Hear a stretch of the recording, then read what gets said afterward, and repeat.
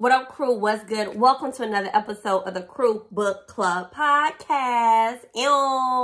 Let's get into it. I'm recording on a Sunday, which is very rare. But between 75 hard personal things that kind of surprised me this previous week, trying to nip things in the bud that I cannot necessarily control happening. I just have to fix it. And, you know, with real estate and all those things, I was about to pull my hair out. And I think it's, you know, if you've been listening to the pod or if you know me, I'm very schedule oriented. If it's not on the calendar, it's not happening.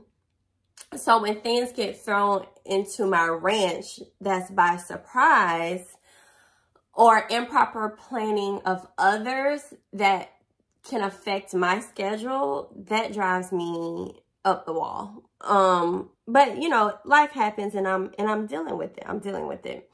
So yeah, that kind of leads into how you feeling. I'm feeling happy to be here to do this podcast.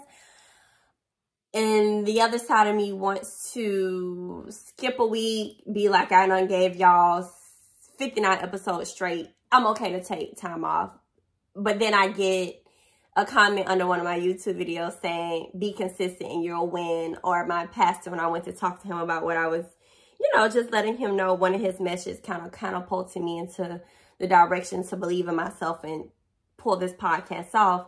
And he tells me a story about consistency. And I'm like, okay, God, thank you. And then I get a fortune cookie that talks about consistency. And I'm like, okay, God, you know, I got the message. So I want to be consistent. The motivation is not here today, but the consistency is. And we talked about that before, about not being so focused on the motivation, because that could go away. It's just more so about being consistent. So that's what I'm doing. Okay. And how are you feeling? I hope and I trust that you're feeling good, feeling great. But if you are not, that is okay too. Your days are not always going to be perfect. Trust me, I know. Things are going to come up and things are going to happen. And even God says it in the Bible. Okay. He operates in when everything is good and when things are painful as well. We just have to find the blessing in it all. Right? So we're going to get into this episode. And one of the things that definitely helped me is therapy, which is so crazy. Like, total transparency. Real estate is very difficult. And being a realtor, it can be challenging not knowing where your next pay is coming from and all those type of things. And I really needed to get back into therapy. So what I'm saying to you, it's affordable, it's convenient. There's no excuse of why you should not be able to get assistance with your therapy. We can pay for everything else, but don't have the money to pay for therapy. You know, and I get it. These times are very difficult and very hard, and we got to find a way. You're trying to find a way to pinch pennies and make things work. What I'm reading from a book that we're going to do after we finish this one, not necessarily finding ways to pinch pennies, but finding ways to make more money. And same for me. When real estate is not producing as much as I'm used to it producing, that I can keep my same lifestyle and do more, I need to focus on how to think outside the box and make more money. And thank God that I have this relationship with BetterHelp, who's the sponsor of this episode. So in those difficult times that maybe I need to be aware of my costs, because unexpected costs have come along, that they've been able to help and assist. So don't you hesitate to reach out to BetterHelp. We have that partnership where you can get 10% off your first month of professional therapy. And if you need additional assistance, you guys, please do not hesitate to ask. And I can clearly see why they're called BetterHelp. Okay, so that was my little spiel and my little transparent moment. Not little, and my transparent moment with you. So I need you to go and be transparent with your therapist. Okay. And let's get into one of the biggest things attached to the big thing before therapy, before anybody can help, is God. Oh, he's sure be checking. All right, so let's get into our first segment of the show. Who gonna check me, boo? God is, and he is always checking us because we deserve a good check. You hear me? Okay, so Acts 20:24 was one of those scriptures, like, I know. Before I even explain, I want you to listen to it. However, I consider my life worth nothing to me. My only aim is to finish the race and complete the task the Lord Jesus has given me. The task of testifying to the good news of God's grace. I don't know how many times I've said it. My life is not my life. It's completely not. And just, it's like when I first read it, I was like, okay, worthy. I consider my life worthy nothing to me. And I want you to think like, well, why would God want me to consider my life not worthy? And it's just like, no. If you're in search of everything else and trying to figure out your worth and all of that, remember, your purpose and your goal in life is to only aim to finish the race and complete the task the Lord Jesus has given you. Not what society has given you, not what your mama, sister, daddy, cousin, auntie, uncles has given you, not what your professor, I don't care if you talk to Oprah or Michelle Obama, heck, the president. You need to focus on what tasks Jesus has for you and complete those. Everything else gonna come. The money, all that is going to come because you're the heir of the kingdom. We are heirs of his kingdom. And if you're doing his task, he's going to orchestrate for you to have the life that you're working so hard for and that he knows you deserve. So yeah, this was definitely confirming to me. And then the specific task of testifying to the good news of God's grace is being the disciple and basing, when people see you, they see God. Like, you ain't even got to announce. You can just walk in a room and they could be like, ooh, it's something different about her. Okay? So allow God to lead you into your purpose. And when you're concerned about quote unquote purpose and what society says that should look like, let's focus on the task that the Lord Jesus has for you. Okay? All right. And it just come into mind, and this was just downloaded into me. If you're concerned about what that task is, get into your word, get into the Bible, read the Bible and pray and focus on building a relationship with Christ. Because let me tell you something. You know that saying, oh, God know my heart. God know my heart. He actually does know your heart. He knows when you BSing him and trying to get something out of him and not being genuine about building a relationship with him. Okay? Same as if you're a parent or you are in dealings like, oh, I see you. That type of thing. God see you, sis. So don't think you could just go to him for 2 days, pray to him, and he's supposed to just voila. Like, a relationship takes time and cultivating so you can get clarity on what you need to be doing. So I just wanted to say that last point about that. All right. So that's who gonna check me, boo. God is, and he is always checking us. Let's get into our book, The One Thing. Yes. And we're on chapter 8, A Balanced Life, and chapter 9, Big is Bad. And this, I think these are the last of part, yeah, it's the last of part 1 about the lies. What's the saying? Let me show you. The lies they mislead and derail us. Okay? So these are lies. A balanced life, that's a lie. And also, let me make sure I say big is bad. And when I think of the balance, I think of people like, oh, there's a work-life balance. Like, no, it's not. How you feel and what you do at work affects when you come home. It's not like you can take that stuff off and leave it at the door. It affects you. And what affects you at home could cause you to call out of work, which affects your work. Because when you get back, that stuff that was needing to be done, still waiting for you. So that whole balanced life is a lie. The thing about this chapter is going to help us understand it better. So let's turn to page 72. And it says, a balanced life, quotes, is a myth. It is a lie. The act of living a full life by giving time to what matters is a balancing act. Extraordinary results require focused attention and time. Time on one thing means time away from another. This makes balance impossible. No matter how much you say you're balancing, it's impossible to do exactly two things at once to get extraordinary results. And I'm not saying that you can't do multiple things. I'm just saying you got to do one thing with full focus. And what did it say? Attention of time. Okay? It has to be focused attention and time on one particular thing, okay? To make it work.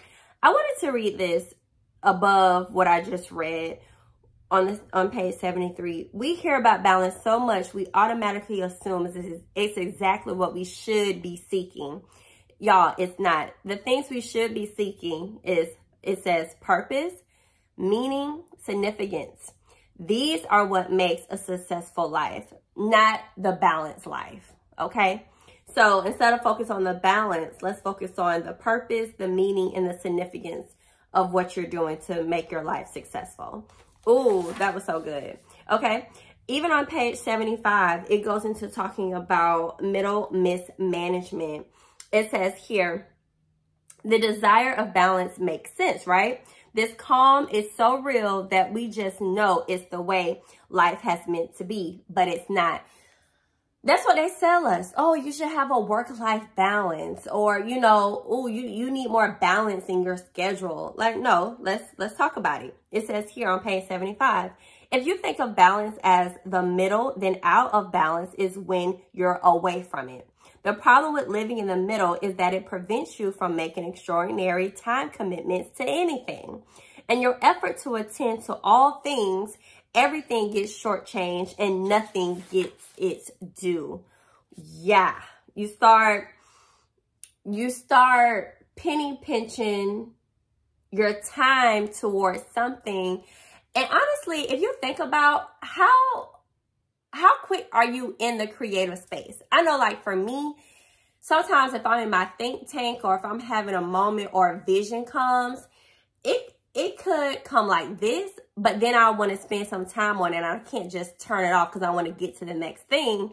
Or it may be like, okay, I need to work on writing my book and I'm kind of stuck having writer's block, but I could take the time, sit back, and it could take me 10 minutes foddling around, looking at stories and things to inspire me to get going. And then by the time I get going, I'm like, oh, wait, but I want to do something else. And then you cut it off and then you go back to it thinking that you're going to remember it and it's going to have the same feeling, and then it don't.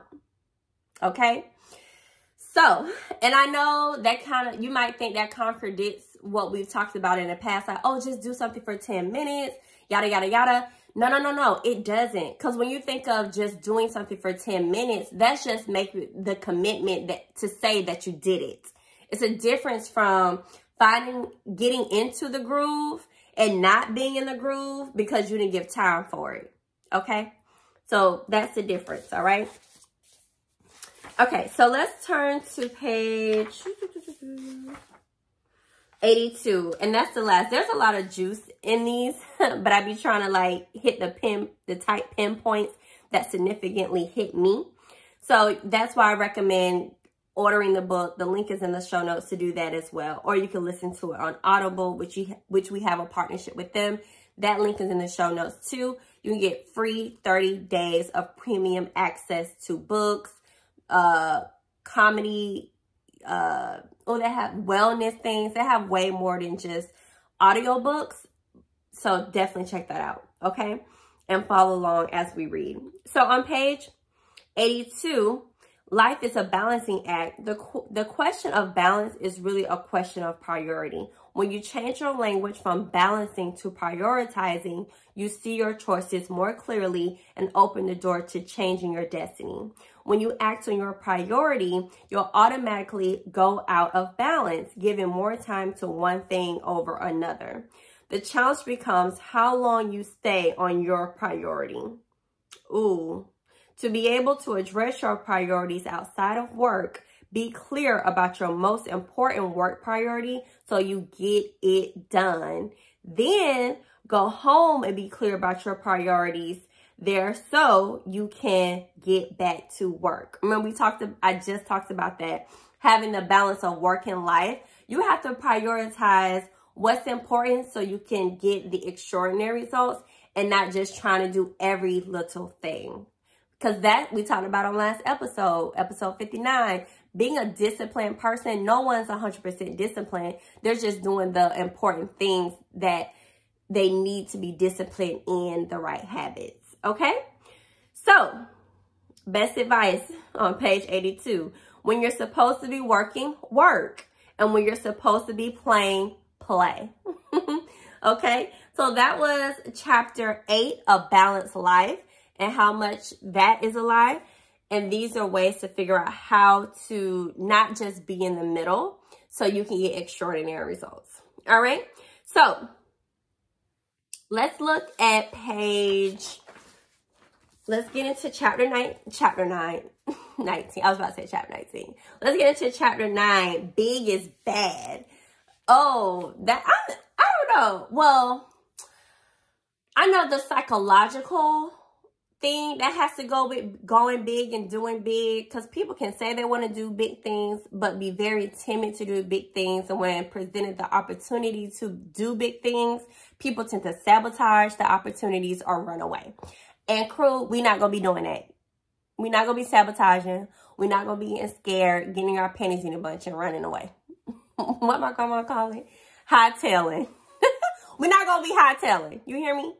Okay. Chapter 9, big is bad. Okay? On page 85, it says, big and bad are no more tied together than small and good. Big is bad is a lie. It's quite possible the worst lie of all. For if you fear big success, you're either avoid it or sabotage your efforts to achieve it. Who's afraid of the big, bad, big? Place big and results in the same room, and a lot of people bulk or walk. Okay? For some reason, there's the fear that big success brings crushing pressure and stress, that the pursuit of it robs them not only time with family and friends, but eventually their health. I was that person who excused the big thing because I want to be like, oh, I wanted to be home with my child. I want to make sure I'm putting my family first. And I was using that as an excuse to sabotage the work that I needed to do, right? Instead of thinking how chapter 8 says it, when I'm supposed to be working, work, and when I'm supposed to be playing, play. Okay? So, also it says on page 85, all of this reinforces a disease with the very idea of big, to invent a word called megaphobia, the irrational fear of big. When we connect big with bad, we trigger shrinking thinking, and lowering our trajectories feels safe. Oh, have you guys ever been there where an opportunity presented itself so well, but you talked yourself out of doing it because you fear being big and successful? Because you got intimidated by the work, or you got intimidated by the what if? Okay, I remember a time where I got intimidated by the what if, and it was a great opportunity handed in my hand, and I didn't take advantage of it because I was like, what kind of mom would I be? My daughter depend on me, I'm not going to be able to travel, move to San Francisco and work with the CEO at a clothing company. And he literally was like, I need you to work with me, because the fact that you thought to sweep up dust with the Swiffer wipe and everybody was over here panicking and you just went to work, He said, I need someone like you who thinks outside the box. And I'll never forget that. And I think like, darn, if I would have took that opportunity, where could I have gone? Probably right here back with y'all. Y'all know God tend to put you right back on track. But I just think about that time, like, why didn't I? What's the worst that could have happened? You know what I'm saying? So anywho, it talks about being flat wrong on page 86. None of us knows our limit. We don't. No one knows their ultimate ceiling for achievement. So worrying about it is a waste of time. Yeah, I can think how many times I've wasted on the what if this happened? What if this don't happen? Or, oh, prime example. I was at the office and I had someone very intimidated about calling a for sale by owner. And we were both trying to, you know, make calls and get outside our comfort zone. And I had made probably like 5 or 6 calls. And I was looking at them. I'm like, you gonna make some calls? Ain't no way you're gonna be around me and you're not gonna make a call. And so they were so nervous and try to over research. I'm like, just make the call. And so they end up making a call, and guess what? They booked the appointment. And I thought about that right now. Like, how many phone calls and appointments could they have booked if they didn't waste so much time worrying about the what if of it all? Okay? So think about that and how much time you're wasting instead of just doing it. Keller Williams has this, I remember getting this journal and it, oh, let me go grab it.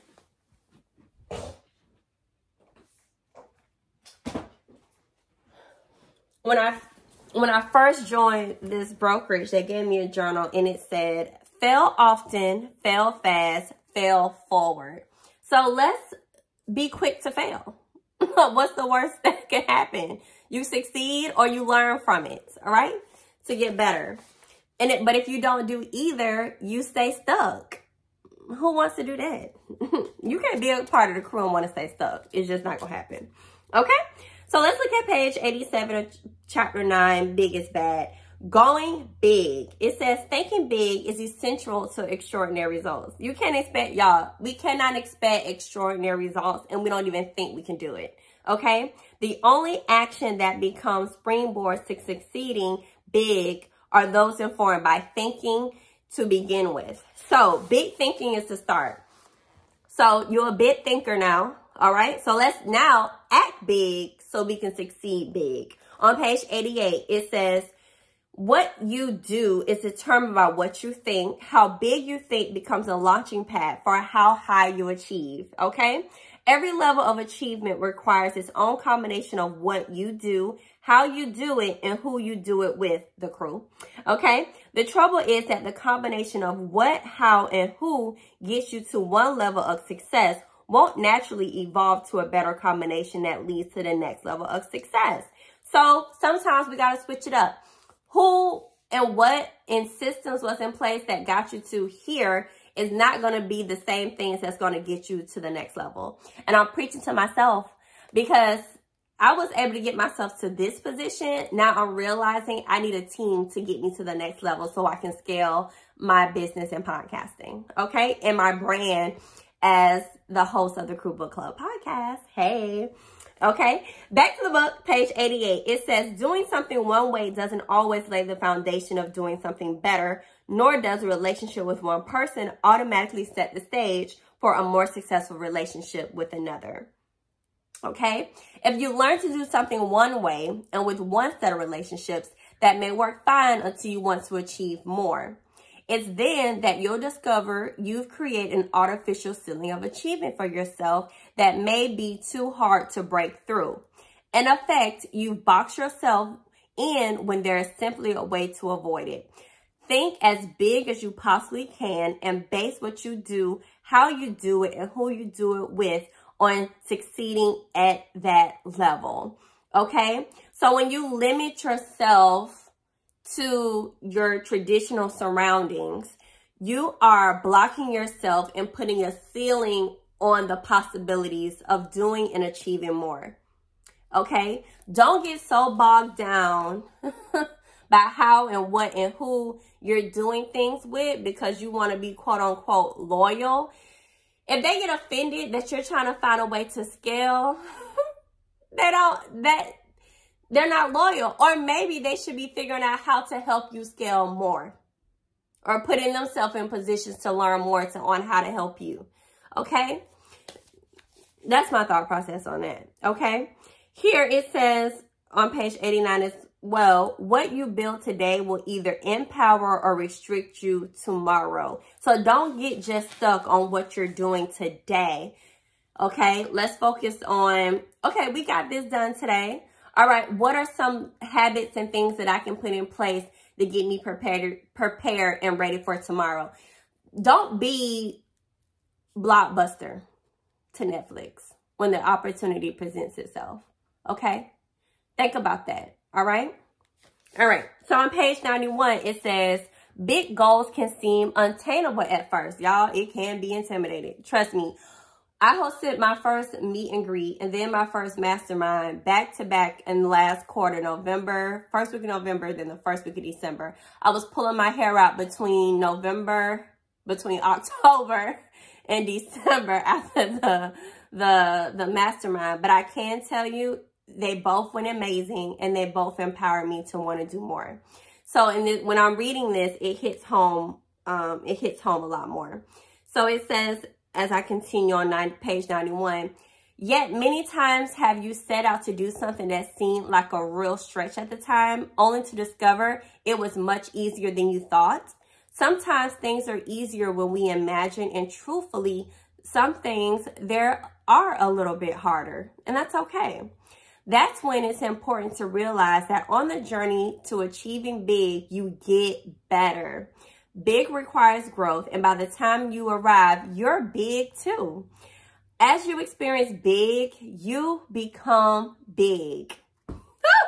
But if you're not experiencing big at all, you're staying right where you're at, and you're staying small. And it's nobody's fault but yours. Okay? So I need you to go B.I.G. You hear me? On page 92, it talks about blowing up your life. This is the last section of chapter 9. Blowing up your life.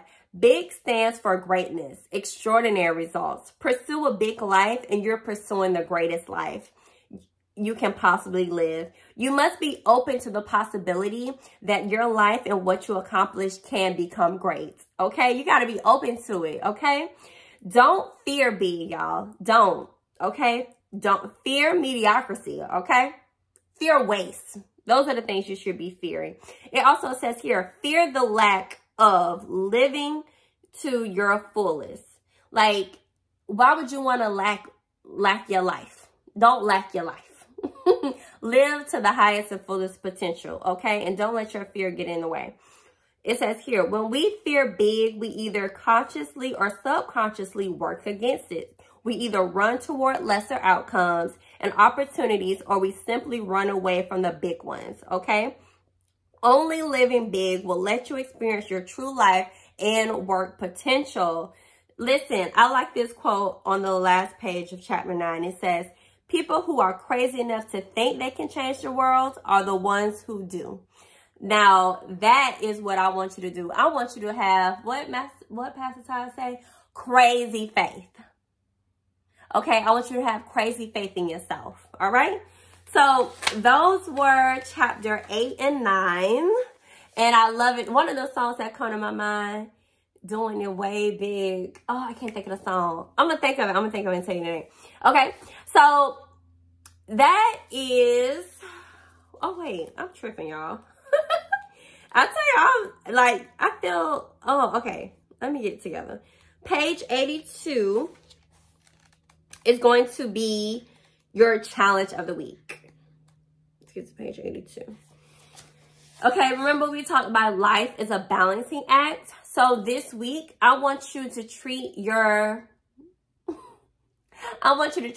week as being on a tightrope. The balancing act.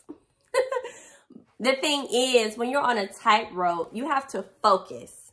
If you ever watch somebody do the tightrope, they're very focused.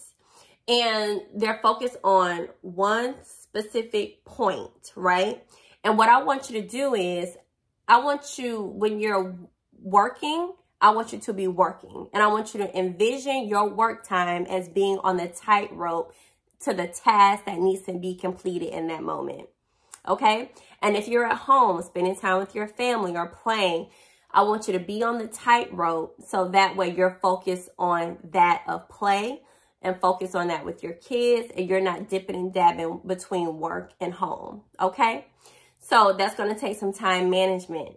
All right? That's going to take some putting on the timer, turning the phone on do not disturb. Okay?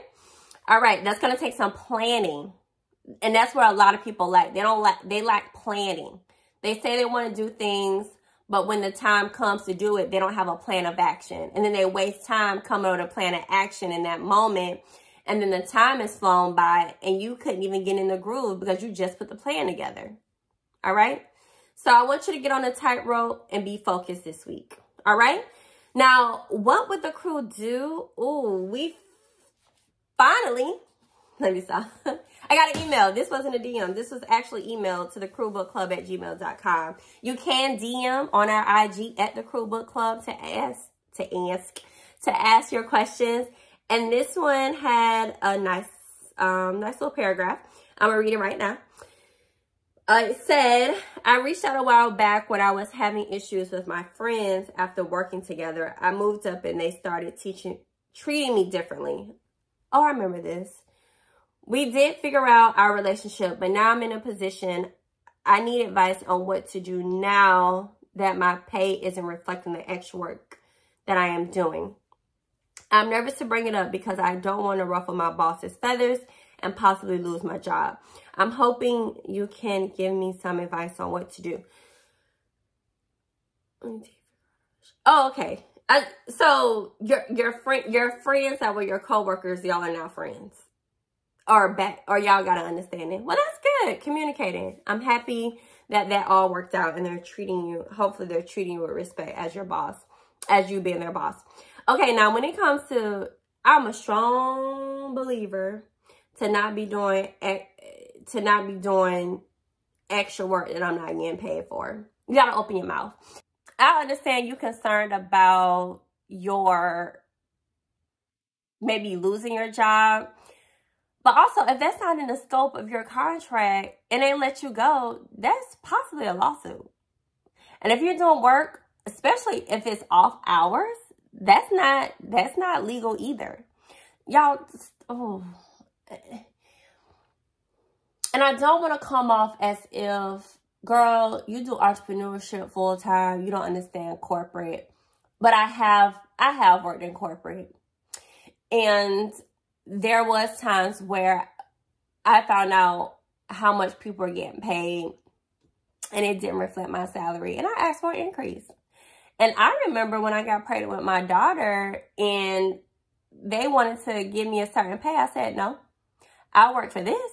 And I'm only working Monday through Friday from 8 to 2. And I got a call back. I didn't ask. I just told them. I got a call back and they were like, we agreed to that. And ever since that moment, I've always went in asking for what I wanted, but I also knew my worth. I proved myself because one thing about it is if you're doing your job to a certain level and people see that and value that, and if you don't see it and value it, they will take advantage of you. So you have to speak up. And if they value you and respect you, they will either increase your pay or delegate the task to someone else. Maybe I'm the wrong person to ask, but I'm not finna be stressed out at a job that's one, not paying me, and you got me doing 3 people jobs because of my fear of you making me lose a job. Like, I don't get with that. But I'm also the person who, I don't know, pray about it first before you go on there telling these people off. Pray about it. Ask God what he wants you to do and do that. That's my advice. Because, girl, don't take my advice and then you be out of a job. Because I'm going to tell you, well, if they didn't value you and take care of you, then that wasn't a job for you anyway. That's just my thought process. But I also can't count your pockets. I know you have an obligation. I honestly think if having the conversation is important in speaking up, and then document it. After you have the meeting, or once you invite them or have a conversation, put it in an email, baby. Be like, just as we have spoken on January 26th, we discussed me not receiving proper income for these particular, because this is out the scope of my work, yada, yada, yada. I look forward to our meeting on this day, to discuss. You go to the meeting, you discuss your points. Make sure before you go to that meeting, you know how much you want to be valued for those additional tasks and how much pay, so you can negotiate your pay. And then be quiet and let them respond. When you leave the meeting, go back and reiterate what you talked about in the meeting, what they agreed to or not, or whatever the outcome, whether it was after speaking about these particular tasks and this is how much I was looking for. You all said that you will have an answer for me within in a week. Make sure, I would do a Google invite, whatever about that. When that day comes, they're supposed to have answers for you. If you don't get an answer first thing the next morning, hello, prior to our last email and meeting, it was said I will have an answer by Can I get an update? That way, you're tracking all communication. So if anything was to happen, you will have documentation. So that would be my advice this week. Hopefully it helps. I try to give you realistic, spiritual, and professional advice all at the same darn time, girl. Hopefully that helps you. Good luck with that. Yeah, keep us posted too. Okay? Well, you know we can't end this episode, y'all, without the quote of the week. Hey, the quote of the week. The quote of the week comes from page 94. It says, "Don't let small thinking cut our life down to size. Think big, aim high, and act bold. And see just how big you can blow up your life." Okay? And the words of the great Lil' Kim, anything we do, we doing it way big. Anything we do it B.I.G. Every move we make is always B.I.G. Hey! All right, crew. Y'all better go out and make them real big B.I.G. moves. Big energy. All right, I will see y'all right here next week on the Crew Book Club podcast. Bye. Or no, see you later.